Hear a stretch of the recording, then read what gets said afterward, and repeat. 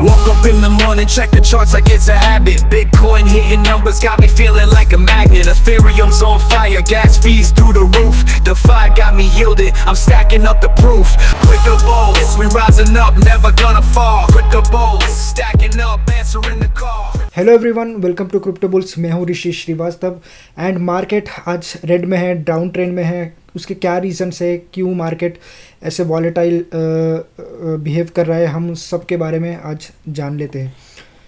तो पहला news article which is completely unrelated to crypto या ब्लॉकचेन।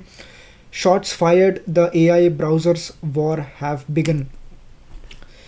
तो डीक्रिप्ट पे, जो डीक्रिप्ट एक वेबसाइट है, उस पर ये एक आर्टिकल है एंड मेरे को एक आर्टिकल काफ़ी इंटरेस्टिंग लगा। इस वजह से मैं आपके साथ थोड़ा बहुत शेयर करना चाहता था कि किस तरह से हम एआई हमारे लाइफ में इंटीग्रेट हो रहा है।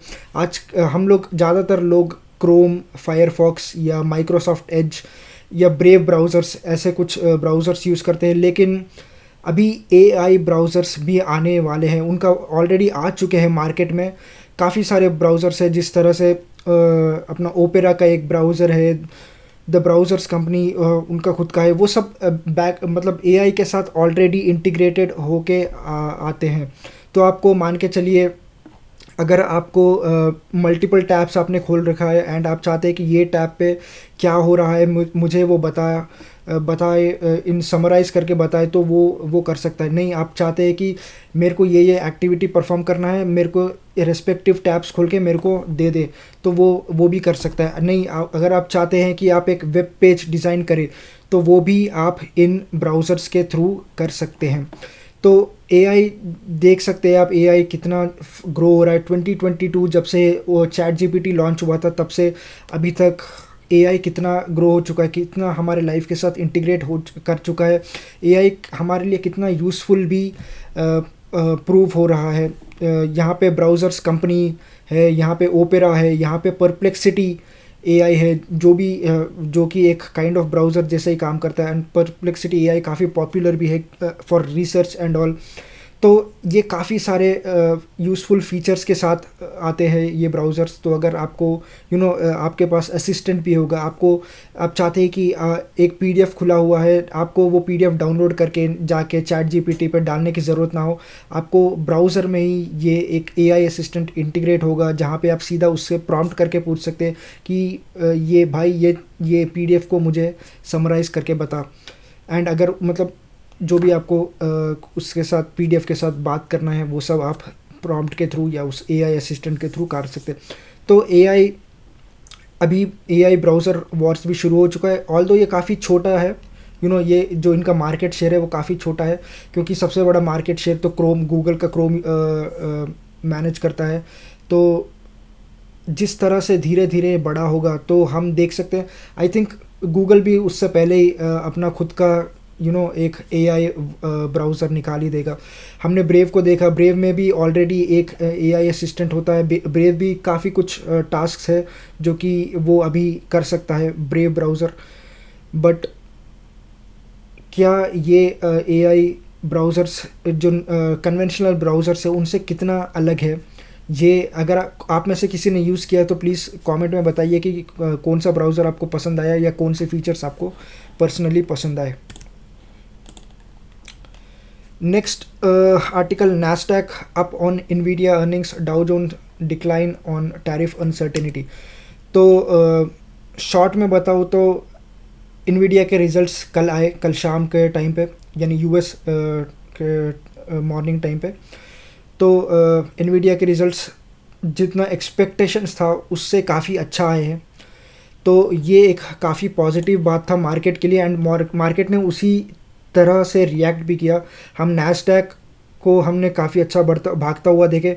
जब मार्केट नहीं खुला था तब ऑलरेडी फ्यूचर्स जो यूएस स्टॉक्स थे, इंडिसेस है, उनके जो फ्यूचर्स थे वो 400-500 पॉइंट ऑलरेडी भाग चुके थे। जब मार्केट खुला तो नैस्डैक में हमने अच्छा खासा रैली आते हुए देखा। हमने ऑल्दो डाउ जोन्स वहाँ पे ही थोड़ा बहुत डिक्लाइन किया, क्योंकि अभी भी जो टैरिफ का अनसर्टेनिटीज़ है उस रीजंस के वजह से, उस बात पे भी हम आएंगे कि उससे भी एक रिलेटेड एक नया न्यूज़ आया है, तो उसके बारे में भी हम बात करेंगे। तो एक्सपेक्टेशन से अच्छा आया। जो इन्वीडिया है उसने रिपोर्ट किया, उनका रेवेन्यू 44 बिलियन का आया है, जो कि एक्सपेक्टेड से जो एक्सपेक्टेशन से उससे काफ़ी अच्छा है। And not only in Nvidia में हमने थोड़े बहुत जो सेमीकंडक्टर रिलेटेड या एआई रिलेटेड कंपनीज में भी अच्छा खासा परफॉर्मेंस आया। Even tech sectors, tech companies में भी एक अच्छा खासा हमने अप वर्ड जंप देखा है।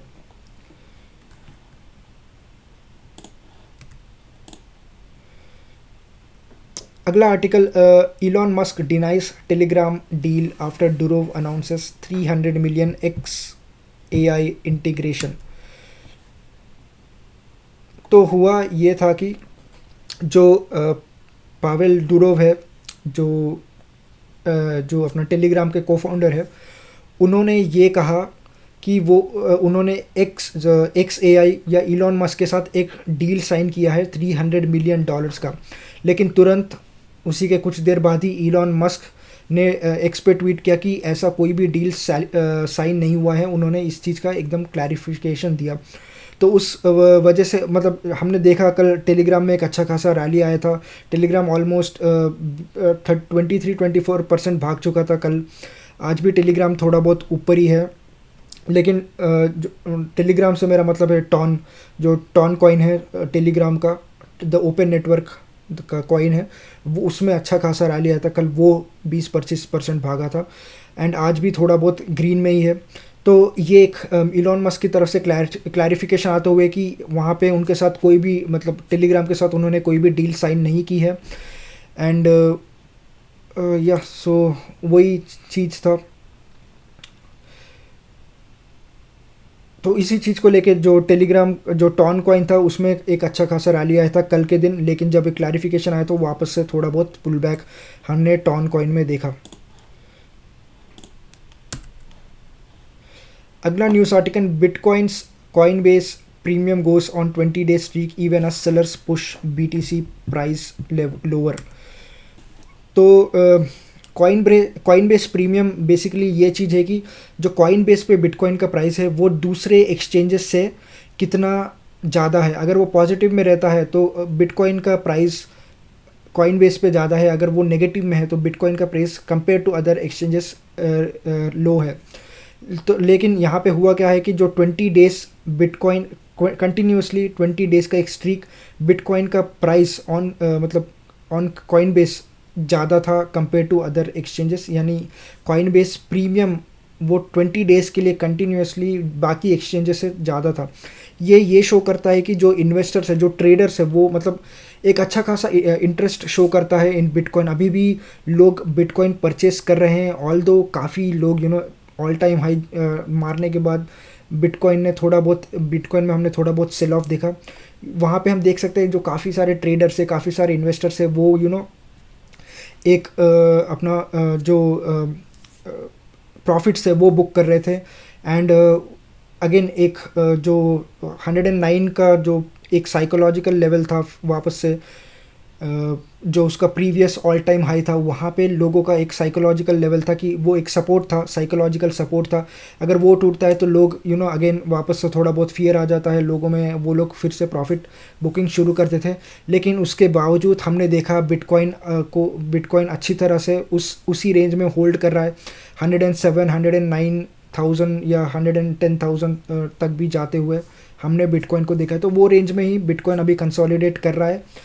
लेकिन अच्छी बात यह है कि जो कॉइनबेस का प्रीमियम था वो 20 डेज़ के लिए कंटिन्यूसली एकदम ही हाई था, ऑन द पॉजिटिव साइड था। वो एक अच्छा खासा हमारे लिए पॉजिटिव चीज़ है।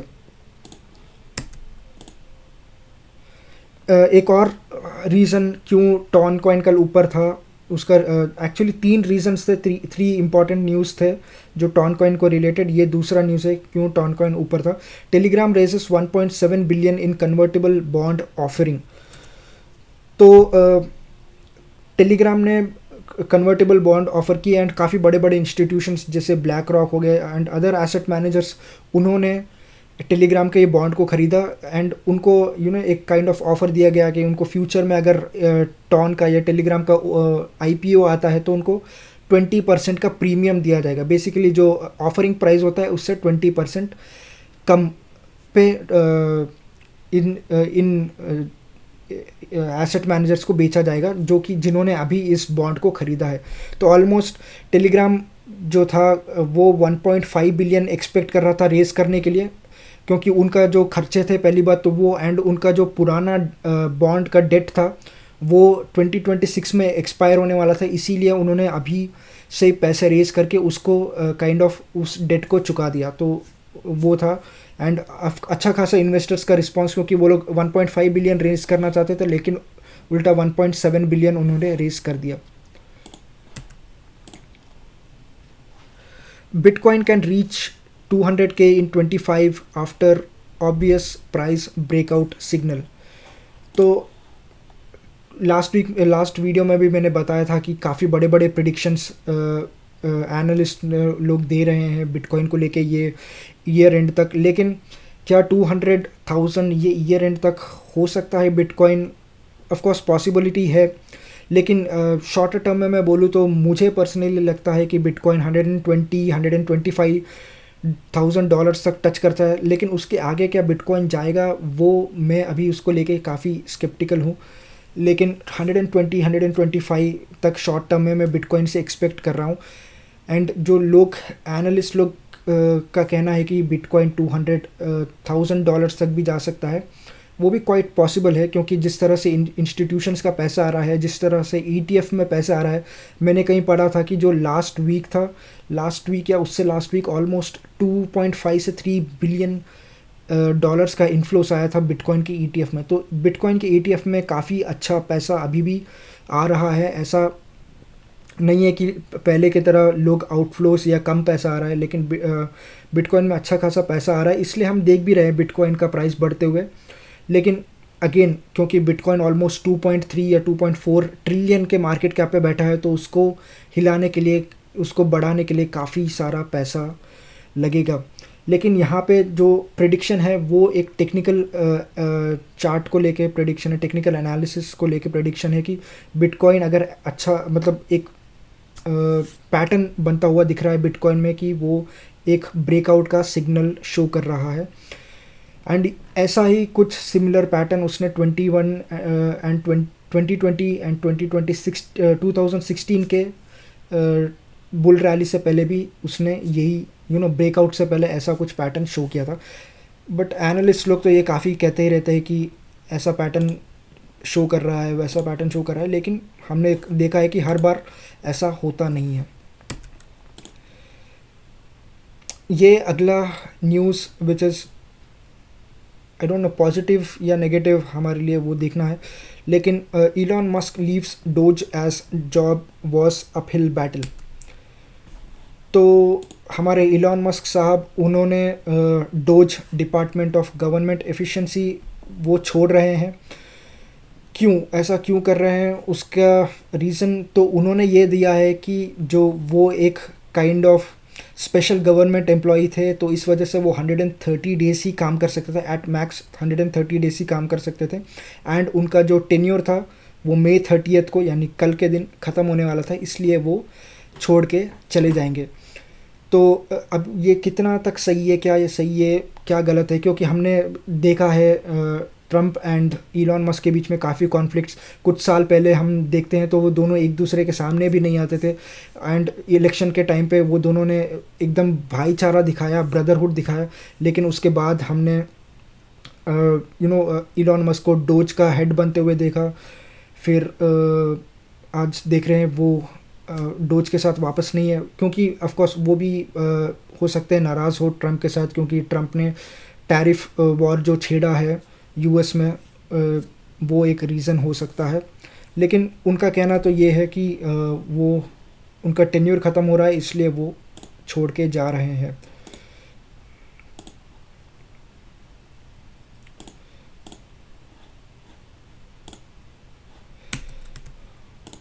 अगला न्यूज़ आर्टिकल है GameStop shares sink 11% after Bitcoin purchase.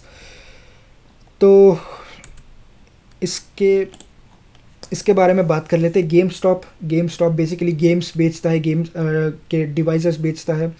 CDs हो गया या पीएस गेम्स हो गया, विंडोज़ गेम्स हो गया, सारे एनीथिंग रिलेटेड टू गेम्स वो लोग सेल करते हैं।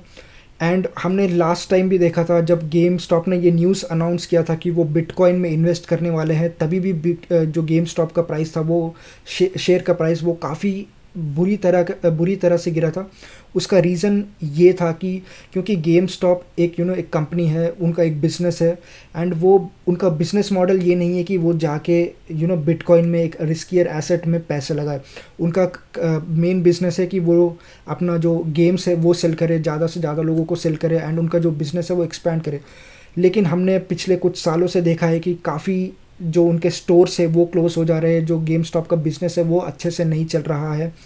एंड इस वजह से जो इन्वेस्टर्स थे वो थोड़ा थोड़ा बहुत कंफ्यूज थे कि गेम स्टॉप एक गेम बिजनेस कंपनी है एंड वो बिटकॉइन खरीद रहा है, क्या उनके जो गोल्स है, उनके जो स्ट्रैटेजी है वो उनके गोल्स के साथ अलाइन है या नहीं है। तो इस चीज़ को लेके जो इन्वेस्टर्स थे वो थोड़ा स्केप्टिकल थे गेम स्टॉप को लेके। एंड इनसे इस चीज़ से उनका जो सेंटिमेंट है वो डेफिनेटली एक हर्ट हुआ होगा, क्योंकि जब उन्होंने गेम स्टॉप में इन्वेस्ट किया था, जब गेम स्टॉप में उन्होंने इन्वेस्ट किया था तब उन्होंने ये सोच के इन्वेस्ट करा था कि ये एक बिज़नेस है, ये एक गेम्स सेलिंग बिज़नेस है, तो वो सोच के किया था। लेकिन अगर वो अपना जो बिज़नेस मॉडल ही चेंज कर देंगे तब जो इन्वेस्टर्स डेफिनेटली जो उनका सेंटिमेंट है वो हर्ट होगा, उनका जो कॉन्फिडेंस है वो डाउन जाएगा। तो इस वजह से आज फिर से हमने गेम स्टॉप में ऑलमोस्ट 11% का एक ड्रॉप आता हुआ देखा। अगला article, JD Vance urges Bitcoin community to embrace politics. इसके बारे में हम थोड़ा बात कर लेते हैं। हमने देखा पिछले कुछ 2-3 दिनों से बिटकॉइन कॉन्फ्रेंस चल रहा है लास वेगस में, एंड ज़्यादा कुछ इम्पॉर्टेंट निकल के नहीं आया है। इस बार जेडी वैंस आए थे, ट्रंप नहीं आए थे वहाँ पे स्पीच देने जैसा 2024 में हुआ था। लेकिन यहाँ पे जेडी वैंस ने कहा था कि बिटकॉइन को हम बहुत बड़ा बना देंगे, यूएस को हम बिटकॉइन का हब बना देंगे। जो सेम चीज़ जो हमने ट्रंप के मुंह से सुना था, ऑलमोस्ट सेम चीज़ हमने वापस से जेडी वैंस के नाम मुंह से सुना है। तो ऐसा कुछ अलग नहीं है, कुछ ऐसा नया नहीं है कि हमने जो अभी तक सुनते हुए आए हैं, जितने भी स्पीचेस हो गए, जितने भी लोगों ने बड़े लोगों ने इसमें स्पीच दिया, बिटकॉइन कम्युनिटी के जो लोग हैं उन्होंने जो भी स्पीच दिया वो सब कुछ ऐसा नया निकल के नहीं आया है। ये सब ऑलरेडी जो चीज़ था वही बातों को वापस से रिपीट किया गया है। तो जेडी वैंस यहाँ पे ये कह रहे हैं कि जो बिटकॉइन कम्युनिटी है वो पॉलिटिक्स को एम्ब्रेस करे, उनको सपोर्ट करे, पॉलिटिक्स को साथ एंगेज करे। ऐसा क्यों? क्योंकि उनका ये कहना है कि जो अभी यूएस के प्रेसिडेंट डोनाल्ड ट्रंप है वो उनका काफ़ी मदद कर सकते हैं, उनको काफ़ी सपोर्ट प्रोवाइड कर सकते हैं। एंड वो यूएस में एक बिटकॉइन स्ट्रेटेजिक रिजर्व खोलना चाहते हैं जहाँ पे बिटकॉइन वो लोग होल्ड करेंगे।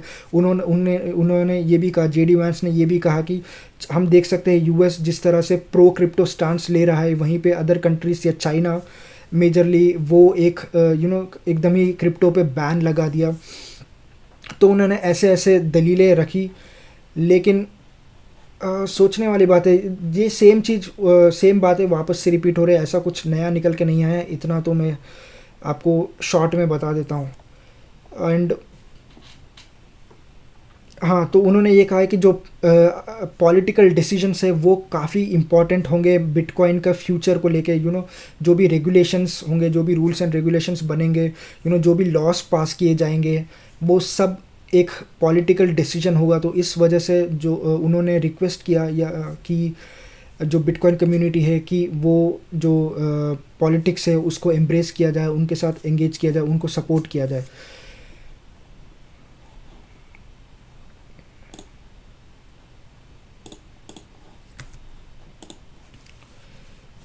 अगला आर्टिकल ये, BlackRock eyes 10% stake in Circle's IPO।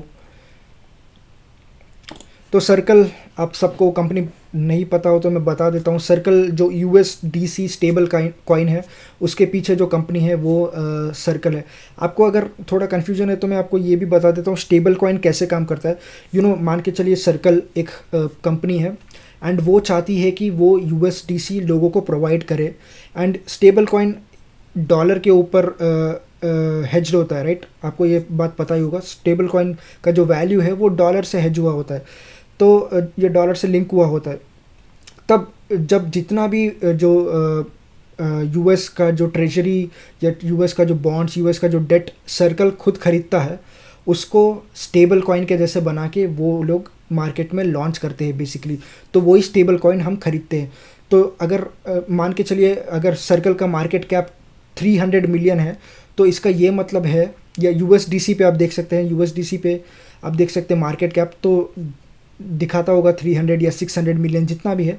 तो वो ये शो करता है कि जो सर्कल है वो कितना सारा जो US का ट्रेजरी या US का या बेसिकली कितना डॉलर अमाउंट डेट वो होल्ड करता है, तो कितना डॉलर्स वो अपने जो होल्ड करता है, तो उस चीज़ पे वो स्टेबल कॉइन रिलीज़ करता है। तो हर एक डॉलर का एक स्टेबल कॉइन वो रिलीज़ करता है। तो अगर उसका overall market cap of circle या USDC 300 मिलियन है, तो इसका ये मतलब ये है कि जो सर्कल जो कंपनी है वो 300 मिलियन ऑफ डॉलर्स होल्ड करती है। It can be in form of debt, it can be in form of bonds, it can be in form of anything. तो उस तरीके से स्टेबल कॉइन काम करता है। तो जो ब्लैक रॉक है, दुनिया का सबसे बड़ा एसेट मैनेजर, उन्होंने ये सर्कल का 10% स्टेक खरीदने की मतलब इंटरेस्ट दिखाया बेसिकली। तो आई थिंक खरीदेंगे भी।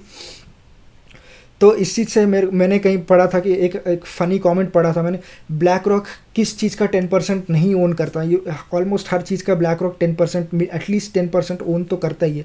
तो सर्कल कुछ ही दिनों में अपना जो IPO है वो लॉन्च करने वाला है, एंड बड़े बड़े हम देख सकते हैं। आई थिंक मैं अभी देख रहा था, 1 मिनट, मैं देख रहा था जो सर्कल का या USDC का जो मार्केट कैप है वो 60 बिलियन है, एंड वो लोग अभी एज ऑफ नाउ 624 मिलियन का IPO लाने वाले हैं। तो उसका कितना परसेंट है ये? 1%, 10%, आई थिंक 1%। तो एकदम छोटा सा चंक वो लोग IPO करने वाले हैं, उसका 10% ब्लैक रॉक खरीदने वाला है। तो आप सोच सकते हैं सर्कल कितना बड़ा है, एंड उसका एक छोटा सा पार्ट का 10% ब्लैक रॉक खरीदने वाला है।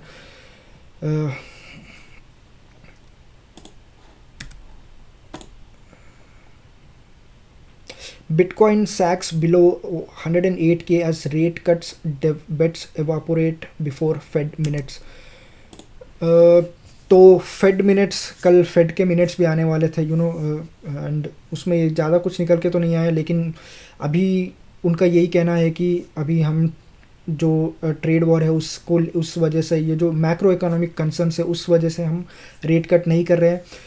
तो बट शायद जो हमको पहले होप्स थे कि जुलाई में हम फिर से पहला रेट कट होते हुए देख सकते हैं, लेकिन अभी वो पोस्टपोन होकर वापस सितंबर में जा चुका है। तो शायद सितंबर में हम एक रेट कट आता हुआ, जो पहला रेट कट है इस साल का, वो आता हुआ देख सकते हैं। तो एज ऑफ नाउ ऐसा तो कुछ कंफर्मेशन नहीं दिया है फेड ने कि कब रेट कट करेंगे, लेकिन जो मार्केट है वो अभी भी थोड़ा बहुत कंसर्न्स अभी भी बने हुए हैं। बट देखते हैं क्या होता है। SUI price charts hints at 2x rally amid Nasdaq ETF filing. तो SUI में SUI एक बहुत अच्छा ब्लॉकचेन है, मुझे भी पर्सनली काफ़ी पसंद है SUI। एंड उसमें हमने देखा लास्ट वीक कितना अच्छा रैली आया था, लेकिन जब उनका जो डेक्स था सीटस, उसके हैक के बाद से हमने SUI में एक अच्छा खासा डाउन ट्रेंड देखा। और काफ़ी नीचे चले गया था SUI, $4.2 पे था, वहाँ से ऑलमोस्ट अभी $3.5 के आसपास कुछ SUI ट्रेड कर रहा है। तो काफ़ी नीचे चले गया था SUI because of that hack, लेकिन वापस से SUI थोड़ा बहुत रिकवर कर चुका है। एंड इस आर्टिकल के हिसाब से जो टेक्निकल एनालिसिस है उस हिसाब से ऐसा लग रहा है कि जो SUI है वो जल्द ही 2 टाइम्स हो सकता है, मतलब बेसिकली डबल हो सकता है। जो सुई का प्राइस है जो अभी 3.5 पे है, वो according to this technical analysis वो 7.5 तक जा सकता है। एंड उसका एक और रीज़न भी ये लोग दे रहे हैं कि जो ETF फाइलिंग होने वाला है सुई का, वो मतलब उन्होंने ऑलरेडी फाइल कर चुका है SEC में, लेकिन अगर जब वो एक्सेप्ट हो जाएगा तो डेफिनेटली एक बूस्ट मिलेगा सुई के प्राइस को। और एक चीज़ मैं ये भी बताना चाहता हूँ, जो सुई का ETP है वो ऑलरेडी यूरोप में है एंड उसमें थोड़े लोग इन्वेस्ट भी कर रहे हैं। ऑलमोस्ट कुछ 2 मिलियन 3 मिलियन इस रेंज के आसपास उसमें वीकली इन्फ्लोस भी आ रहा है इन यूरोप। लेकिन US में अभी तक सुई का ETF नहीं आया है। एक्चुअली सिर्फ बिटकॉइन और इसका इथीरियम का ही ETF आया, बाकी तो ETF आना अभी फाइलिंग्स हो चुके हैं, लेकिन उस पर कोई एक कंफर्मेशन अभी तक आया नहीं है। यस, तो टॉन को लेके तीसरा न्यूज़ जो मैं बता रहा था, 3 इंपॉर्टेंट न्यूज़ थे, तो ये तीसरा news, TON foundation hires former Visa executive to lead payments strategy.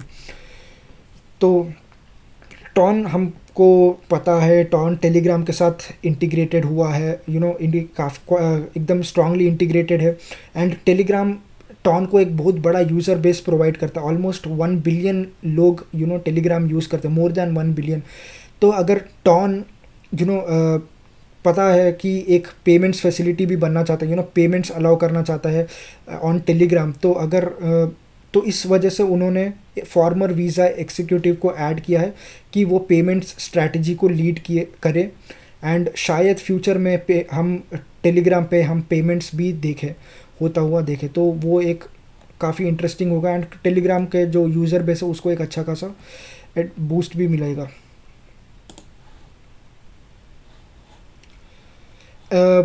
एक और न्यूज़ था जो यहाँ पे तो नहीं है, लेकिन मैं आपके साथ शेयर करना चाहता था। कल के दिन जो US में एक ट्रेड कोर्ट है, उन्होंने जो ट्रम्प ने जो टैरिफ लगाने की बात की थी उस चीज़ को एकदम ही स्टॉप कर दिया। उन्होंने ट्रम्प के एडमिनिस्ट्रेशन को कहा कि आप इसको इमीडिएटली स्टॉप करें, एंड आप जो अपना अथॉरिटी है उसको आप मिसयूज़ कर रहे हैं, क्योंकि जो इन्होंने ट्रेड बेसिकली जो टैरिफ्स की बात की थी कि मैं ये कंट्री पे इतना टैरिफ डाल दूंगा, ये आप ये खुद से नहीं कर सकते। इसके लिए उनको कांग्रेस का सपोर्ट चाहिए, जो कि इनके पास नहीं था। एंड इस वजह से उन्होंने जो ट्रेड कोर्ट था उन्होंने ट्रम्प को कहा है कि आप इस टैरिफ्स को कम्प्लीटली स्टॉप कर दीजिए। तो इसका ये मतलब हो सकता है कि जो 9 जुलाई को जो 90 डे का पॉज ख़त्म होने वाला है ऑन 9 जुलाई, शायद हम उसके बाद देख सकते हैं कि वो और भी एक्सटेंड हो। इसका ये मतलब हो सकता है कि जो टैरिफ्स 9 जुलाई को लगने वाले थे, शायद अगर कोई इन केस कोई कंट्री US के साथ एक डील साइन नहीं करता है, तो शायद वो अभी ऐसा सिचुएशन ना हो सकता है वो और लंबा खींचे, और हो सकता है कि ये ईयर एंड तक खिंच जाए। एंड वो इन दैट केस ये काफ़ी पॉजिटिव होगा मार्केट के लिए। एंड दूसरा चीज़ ये है कि ट्रम्प ने अब हायर कोर्ट में इस चीज़ को लेकर अपील भी की है। ट्रम्प ने काफ़ी दलीलें भी दी है कि इस चीज़ को ये काफ़ी इम्पॉर्टेंट है अमेरिका के लिए। इस चीज़ को लेके मैंने काफ़ी इंडिया पाकिस्तान की वॉर भी रुकवाई है बिकॉज ऑफ ट्रेड वॉर, क्योंकि आपको पता ही अगर आप न्यूज़ फॉलो करते होंगे तो अगर ट्रम्प ने कहा था कि पाकिस्तान और इंडिया को उन्होंने ये बताया था कि अगर आप ये वॉर नहीं रोकते हैं तो मैं आपके साथ डील नहीं करूँगा, आप पे एक्स्ट्रा टैरिफ्स इम्पोज करूँगा। जिस चीज़ को लेके क्या ये रीज़न के वजह से वॉर रुका था? ऑफ कोर्स नहीं, लेकिन ट्रम्प ने उस चीज़ को यूटिलाइज़ किया और अपने फेवर में उन्होंने उस चीज़ को कमेंट किया। तो लेकिन अभी तो ऐसा न्यूज़ है, देखते हैं ये क्या टैरिफ, इस चीज़ का रिज़ल्ट क्या आता है, क्या टैरिफ लगेंगे नहीं लगेंगे तो कितना लगेंगे। बट अगेन मैं तो इतना तो कह ही सकता हूँ कि जो ट्रम्प का जो अथॉरिटी का तो मिसयूज़ उन्होंने डेफिनेटली किया है। चलिए देखते हैं क्या होता है। तो यही थे दोस्तों कुछ इंपॉर्टेंट न्यूज़ एंड अपडेट्स जो मैं आपके साथ शेयर करना चाहता था। अगर आपको वीडियो अच्छा लगा है तो लाइक कीजिए, चैनल को सब्सक्राइब कीजिए।